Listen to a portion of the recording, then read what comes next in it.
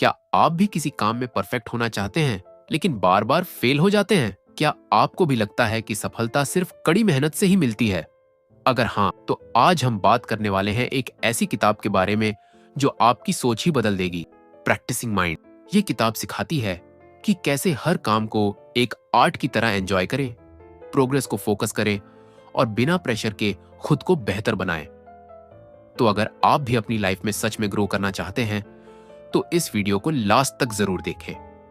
तो चलिए शुरू करते हैं। The practising mind audio book, अध्याय 1। ज्ञान का आरंभ। जब मैं बालक था मैंने गिटार सीखा, जबकि उस समय मैं बहुत छोटा था, लगभग 4 वर्ष का था, अतः मैं उसको अधिकांश भूल गया। फिर भी जब मैं अपने बजाए संगीत को पुनः पलट कर देखता है, यह कहना सही ही रहेगा कि मैंने फिर भी उसमें यथेष्ट दक्षता पाली थी। फिर भी मैंने उसे 2 वर्षों के बाद छोड़ दिया था और मैं उसमें विशेष कुछ नहीं कर पाया था। संगीत के रूप कहें तो अगले अनेकों वर्षों तक उसमें कुछ भी नहीं कर पाया था।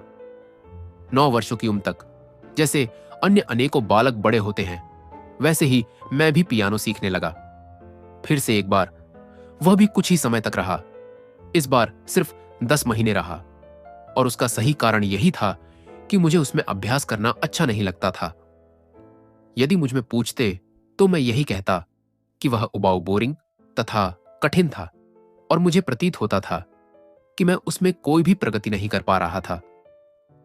संभव है उस समय के अनुसार मेरा दृष्टिकोण सही रहा हो, मगर वह इस पर से उभरकर सामने आया हो क्यों कि मैं संगीत के अभ्यास को अथवा किसी भी अभ्यास को पसंद नहीं करता था और इस बात को समझने के लायक समझंत में उस समय नहीं था।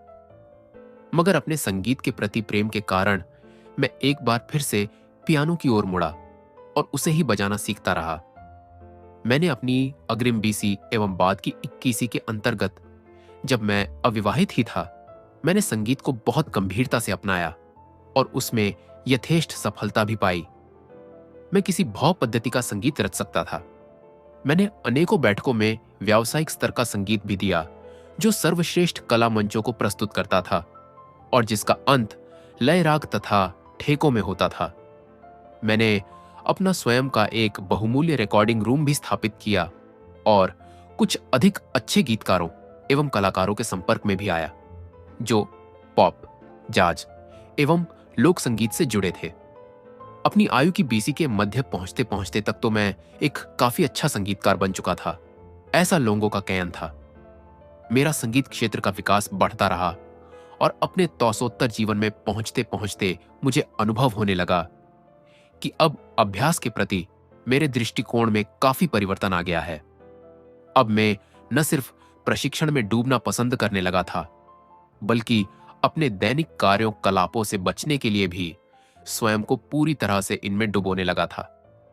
कई बार तो मुझे प्रशिक्षण या पाठ का अभ्यास न करना ऐसा प्रतीत होता कि मैंने स्वयं को अपने विशेष गोल्फ स्विंग से वंचित रखने की नादानी की है, जो अधिक आवश्यक था। अधिक महत्वपूर्ण बात यह हो गई थी कि मैं यह समझने लगा था कि मेरा पूरा जीवन एक प्रशिक्षण अभ्यास है, फिर वह चाहे जिस स्वरूप में सामने आ जाए।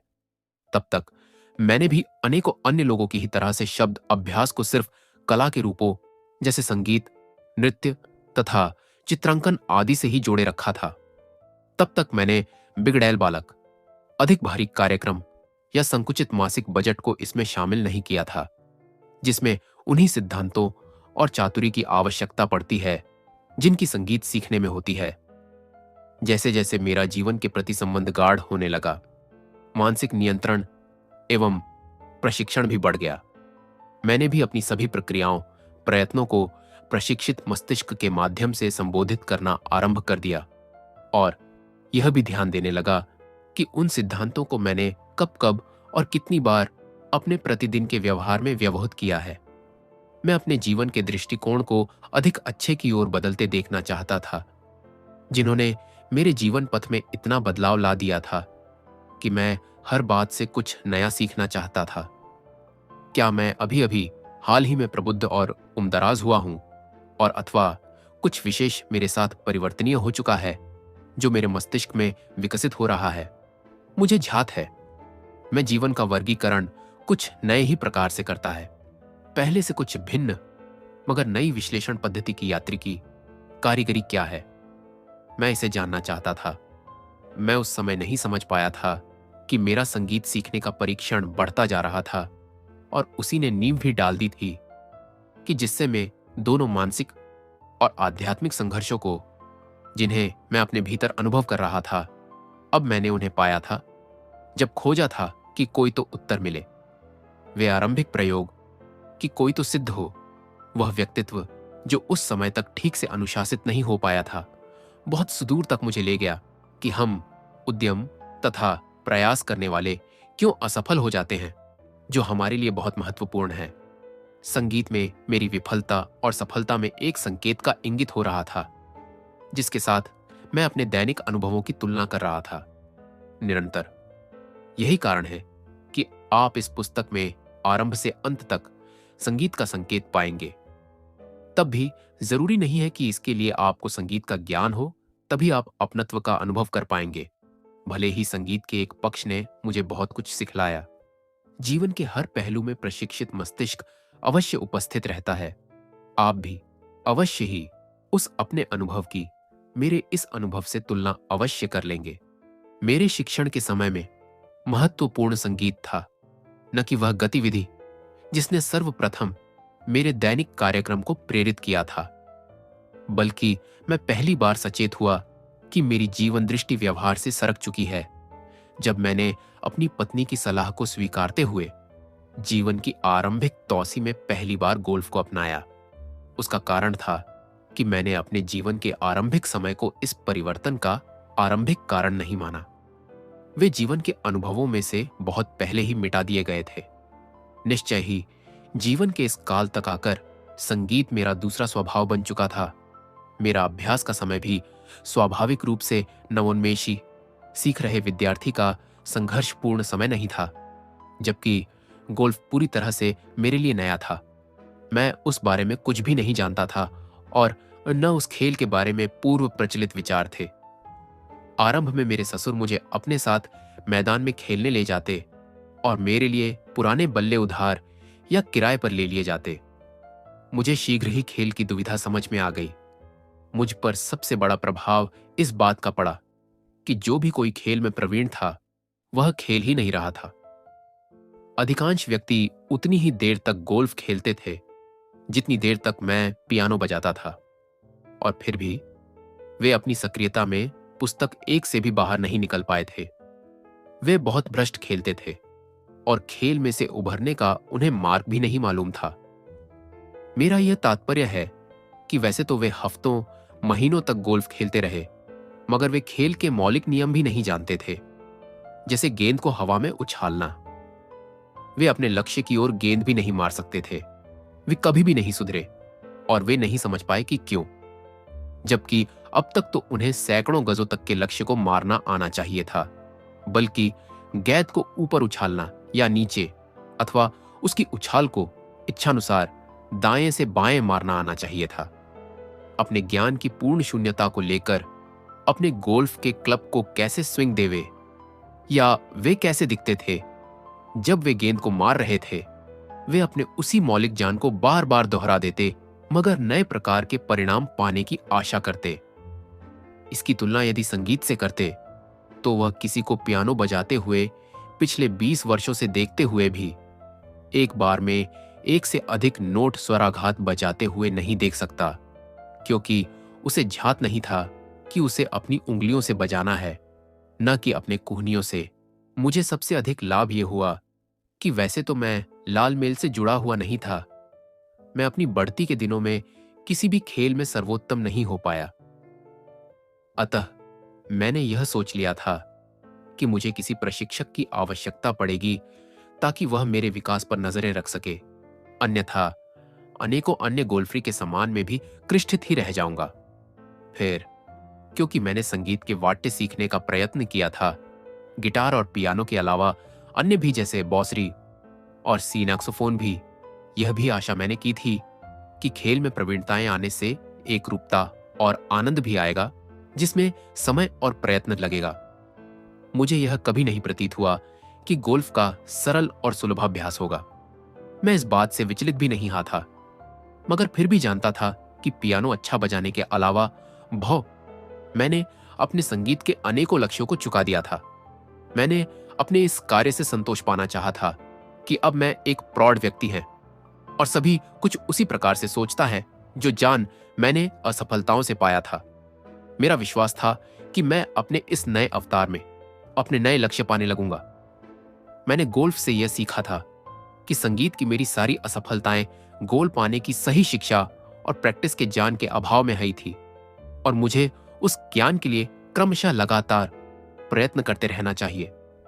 मैंने यह भी पाया कि मैंने बिना किसी अड़चन और कंठा के, जो प्रायः इस प्रकार की गतिविधियों से जुड़ी रहती हैं, मैंने उन्हें पाना सीख लिया है। सीखने की इच्छा तो सिर्फ पहला चरण है। अभ्यास के सही कार्यक्रम के गणित के बिना और हमारे आंतरिक व्यावहारिक कार्य संचालन में मग्न रहकर भी हम लोग निश्चय ही सारे आंतरिक प्रेरणा स्रोती और अभिप्रेरणाओं को सुगमता से समाप्त कर देते हैं, जो हमें निश्चय ही कार्य के प्रति प्रेरित एवं सक्रिय बनाए रखते हैं, मगर जिसे हम कुछ देर पहले तक पाने के लिए प्रयत्नशील बने रहते थे। मगर हम इस प्रकार की कोई चिंता क्यों करें? यह वह प्रश्न है जिसे मैं स्वयं से पूछता रहता हूं। मेरा तात्पर्य है, सचमुच क्या आज इस बात की कोई सार्थकता है कि हम अपना जीवन आज कैसे बिता रहे हैं? समझता था मानसिकता का विकास, जो हमें क्षण क्षण का ज्ञान देता रहता है। हम क्या पा रहे हैं और हम क्या है? उत्तर यही है कि हमारी यह मानसिकता हमारी हर बात को पूरी तरह से प्रभावित करती है, उस कोरे पृष्ठ को भी जिस पर हम अपना जीवन चित्र अंकित करने वाले हैं। वह न सिर्फ यह अंकित करता है कि हम क्या है, बल्कि यह भी कि हम क्या अंकित कर सकते हैं। वह हमारे हर आकार या प्रकार जो हम बनने वाले हैं और हम दूसरों को किस स्वरूप में देखेंगे। वह आत्मनियोजित, आत्मबोधित और सुनियंत्रित भी है। वह हमें हमारे साथ धीरज रखना, दूसरों से संतुष्ट रहना और स्वयं भी जीवन से नियमन, नियंत्रण, धैर्य तथा उन मूल्यवान उपहारों को पा सकते हैं जो हम स्वयं को दे सकते हैं, और हो सिर्फ हम ही स्वयं को वह भेंट दे सकते हैं। हमारी आज की संस्कृति बहुविध उपयोगी है। वह विविधता न सिर्फ उत्पादकता को बढ़ाती है, जो हमें कभी भी संतुष्ट नहीं कर पाती है, मगर जो नवजीवन के लिए भी आवश्यक है। इसे हम स्वयं को सिखाते हैं, फिर अपने बच्चों को भी इसकी सीख देते हैं। हम सदा सर्वदा एक बार में एक से अधिक कार्यों के बारे में सोचते रहते हैं। कार चलाने जैसी साधारण सी बात के बारे में सोचें। हम में से अधिकांश कार आरंभ करने के बाद क्या करते हैं? हम रेडियो आरंभ कर देते हैं। हम अब कार चला रहे हैं और रेडियो सुनते जा रहे हैं। यदि कोई हमारे साथ है तो हम इन सब के अलावा वार्तालाप भी जारी रखेंगे। यदि हम अकेले हैं तो हम सेल फोन से बातें भी कर सकते हैं। हमारा मस्तिष्क अनेकों प्रकार से उछल कूद रहा है और हमारी शक्तियां 100 से अनेकों प्रकार से बिखरी हुई हैं। वैसे तो यह सब काफी उबा देता है, थकान भी बुरी तरह से आ जाती है, मगर यह अब हमारे लिए स्वाभाविक हो गया है, क्योंकि हमारा जगत और अधिक तेजी से चकरा रहा है। हम मूर्खताओं के स्तर की चर्चा भी नहीं करते, जिस स्तर तक अनेकों बार हमारी बहुविध गुणक विविधता हमें पहुंचा देती है। वर्षों पहले मैं अपनी एक बेटी को एक स्केटिंग पार्टी में ले गया था, जिसे स्कूल की 6ठी श्रेणी ने प्रायोजित किया था। मैंने उससे कहा कि मैं किसी अटपटे तरीके से सुविधापूर्वक बैलूंगा और जब तक स्केटिंग करेगी मैं कोई पुस्तक पढ़ता रहूंगा। मैंने उस समय क्यों और कौन सा दृश्य देखा तथा क्या क्या सुना, यह बतलाना चाहूंगा।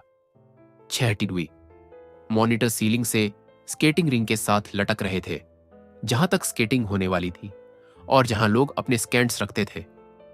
हर टीवी एक भिन्न ही धुन बजा रहा था और उनकी आवाजें एक दूसरे से प्रतिस्पर्धा कर रही थी।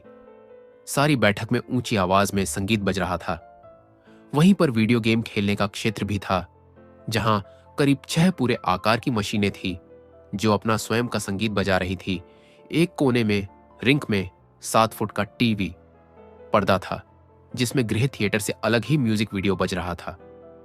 इन शब्दों के बीच 11 वर्ष के बालक थे जो रिंग के आसपास मंडराकर स्केटिंग कर रहे थे, और कोई भी किसी और से बात नहीं कर रहा था। बात कर भी कैसे सकते थे? अपनी क्षमता के सभी अंतर्मुखी सूक्ष्म ऐन्द्रिक साधनों को मस्तिष्क में समाना बहुत आवश्यक था। तभी वे उस प्रक्रिया को कर सकते थे जो बहुत ज्यादा थकाने वाली थी। अनेकों बार हमें अनेकों कार्य एक साथ करने पड़ते हैं, पर हमारी समस्या यही है कि हम एक बार में अनेकों कार्य करने में निपुण बन गए हैं कि जब भी हम अपने मस्तिष्क को अंदर की ओर मोड़कर किसी भी एक गतिविधि पर केंद्रित करना चाहते हैं, हम उसे नहीं कर पाते। हमारे मस्तिष्क इतने अधिक विच्छिन्न हो चुके हैं कि उस आवेग के अवशेष अब भी उसे अस्थिर बनाए हुए हैं। वे स्पंदन को रोकना ही नहीं चाहते। वह हमें ही थका और उबा देता है। हम स्वयं को अचल नहीं कर पाते हैं और स्थिरता सचमुच नहीं आ पाती है। मगर हमारा प्रशिक्षित मस्तिष्क प्रशांत रहता है। वह तत्काल में रहता है और उसमें लेसर के समान अचूक लक्ष्यधारी बेधकता स्थापित की हुई है और हमारी समस्त ऊर्जा उसी में से होकर प्रभावित होती है। इसके फलस्वरूप वह हमारे सुनिश्चित आदेशों को कार्यान्वित करती है और हम पूरी तरह से शांत और चिंता रहित रहते हैं। हम उस समय उसी स्थान पर रहते हैं जहां हमें उस क्षण रहना चाहिए, वह कर रहे होते हैं जिसे करना चाहिए, और उस अनुभव का पूरा ज्ञान भोगले हुए। वहां न कोई व्यर्थ की क्रिया नहीं होती है, न मानसिक न शारीरिक। अपने कार्य के प्रयोग की ओर लौटते हुए कि आपने कितनी बार कार को चलाते हुए ध्यान दिया है कि आपको यात्रा का एक खंड तो याद है ही नहीं। आप इसका अनुभव इसलिए करते हैं क्योंकि कार को चलाने की ओर ध्यान देने के स्थान पर आपका दिमाग असंबद्ध बातों से घिरा हुआ था। अतः ऐसे अनेकों लोग हैं जो वास्तव में अपने विचारों को जानते हैं। उनका मस्तिष्क सभी स्थानों पर उनकी अनुमति के बिना घूमता फिरता है और वे उनके साथ अनजाने में अनचाहे निकल पड़ते हैं। बजाय कि अपने विचारों पर ध्यान देने के और उन्हें स्वयं के कार्य में लगाने के, वे अपने विचारों में मग्न हैं। यदि यह इतना दुखद ना होता तो वह अवश्य मनभावन होता। हमें पूर्ण विश्वास है कि चूंकि हमारी शिल्प विधा विकसित हो रही है, हम भी विकासशील हैं। हमारे पास सेलफोन हैं जिनमें कैमरे भी लगे हैं। हम अवश्य ही उन लोगों से अधिक सुसंस्कृत हैं जो आज से 2500 वर्ष पहले रहते थे। पर वास्तव में हमारे प्राचीन साथी अपने अंतर्जगत से अधिक परिचित थे बजाय हमारे, क्योंकि वे नए ज्ञान विज्ञान से पथ भूले पथिक नहीं बन गए थे। हम सभी के पास यह प्रौद्योगिकी नूतन ज्ञान मार्ग है जो हमारे जीवन को सरल बना देला है, मगर वह ऐसा कर नहीं पा रहा है। उनके पास इसमें का कोई भी ज्ञान नहीं था, मगर उनका जीवन बहुत सरल था और शायद उनका मस्तिष्क भी सरलता से काम कर लेता था। हम समझते हैं कि हमारा संघर्ष मात्र हमारे साथ ही है, मगर वह समयातीत है, काल से परे, और हमसे बहुत पहले जो रहे उन्होंने भी इसी आंतरिक संघर्ष का सामना किया जिसका हम कर रहे हैं। एक शताब्दियों प्राचीन कथा है जो मुक्ति के लिए किए जा रहे इन संघर्षों का वर्णन देती है। कहानी एक रोमन शैली के रथ चालक के बारे में बताती है जो 4 घोड़ों द्वारा चालित रथ चलाता था। इस कहानी में घोड़े मस्तिष्क का स्वरूप दर्शाते हैं। चालक, जिसका मस्तिष्क व्यवस्थित नहीं है, रथ में कदम रखता है, मगर वह लगाम को नियंत्रण में नहीं रख पाता है। चारों घोड़े भी सारे दिन अस्त व्यस्त रूप में यत्र तत्र भागते रहते हैं और स्वयं को थका डालते हैं, और चालक भी नियत मार्ग के स्थान पर भटकता चलता है, बार बार दिशाएं बदलता है। वे नहीं जानते कि वे कहां हैं या उस नियत समय में वे किस ओर जा रहे हैं। सारथी रथ के जंगले को पकड़कर खड़ा है और वह भी उतना ही विवश है जितने कि घोड़े, और सभी पास से निकलती दृश्यावली को देखते आ रहे हैं। इनके विपरीत एक संयमित रथ चालक रथ की वल्गा को लेकर खड़ा है और रथ को नियंत्रण में लेकर होंक रहा है, निर्दिष्ट एवं चुने हुए मार्ग पर। फिर वह चाहे जहां हो। अब घोड़ों की कोई मर्जी नहीं रह जाती। उनकी शक्ति को अब नया सारथी संभाल रहा है जो संयमित तथा सूझबूझ युक्त है। अब सफर संभलकर तरलता से हो रहा है और वे लक्ष्य की ओर अल्प ही समय में पहुंच जाएंगे, कम प्रयत्न तथा श्रम के। आप किसे चुनना चाहेंगे? यदि आप अपने विचारों को काबू में नहीं रख सकते हैं तो आप स्वयं को भी नियंत्रण में नहीं रख पाएंगे। आत्मनियंत्रण के बिना आप में यथार्थ में कोई भी शक्ति नहीं रह जाती। फिर आप चाहे जो पाले, यदि आप अपने प्रत्येक क्षण के विचार से परिचित नहीं रहेंगे तो आप निरंकुश प्रवासी होंगे जिसके पास कमान नहीं होगी। आप बिना जान के किसी भी वस्तु को नियंत्रित नहीं कर पाएंगे। वास्तविकता का जान पहले होना चाहिए। इस पुस्तक का अभिप्राय है पता रखना कि हम यहां से वहां तक कैसे पहुंचे। हमने रथ का सारथी बनना कैसे सीख लिया, जबकि रथ की वल्गाएं हमारे हाथ में थी ही नहीं। और कौन सी सांस्कृतिक आदतें या जान हमारी सोच या विचार पद्धति को वैसा बना रही है। हम बच्चों के सोचने की शैली से क्या सीख सकते हैं, हम उन्हें क्या ना सिखाएं, ताकि हमें उनके जान को कम से कम भुलाना तथा समाप्त करना पड़े। हम यह सब कम से कम संघर्ष के कैसे कर सकते हैं? यही प्रश्न है जिन्हें मैं बार बार स्वयं से पूछता हूं, और ये वही प्रश्न होंगे जिनमें आपके लिए उत्तर छिपा है। जब मैंने यह कार्यक्रम आरंभ किया था, मैंने इसे एक पुस्तक के रूप में कल्पित किया था जो पाठकों को संगीत बजाने सीखने की बाधाओं को परे करने में मदद देगी। मगर ज्यों-ज्यों मैं इसके लिखने में आगे बढ़ा, मुझे त्यों-त्यों समझ में आया कि मैं तो अपने जीवन दृष्टिकोण को विश्लेषित करने के मार्ग पर आगे बढ़ रहा हूं, न कि संगीत के साधनों को सीखने या गोल्फ के स्विंग को सीखने में मर्मज्ञ बन रहा है। मैंने समझ लिया कि जो मैं कर रहा हूं वह सब मैंने अपनी जीवन दृष्टि बनाने में दैनिक लेखन प्रयत्नों के बीच सीखा था। मैंने उसकी उपस्थिति को उस समय अनुभव किया था जब मैं उसे शब्दों में ठीक से बैठाने में लग जाता।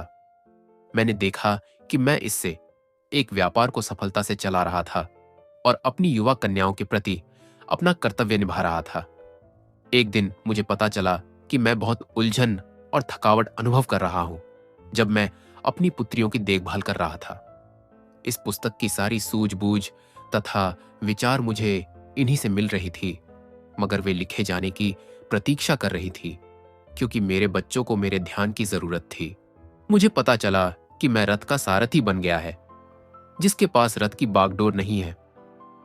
मैं अपने मस्तिष्क को राह से उत्तर जाने दे रहा था और किताब पूरी करने से भटक रहा था और बच्चों के साथ का जानंद नहीं भोग रहा था।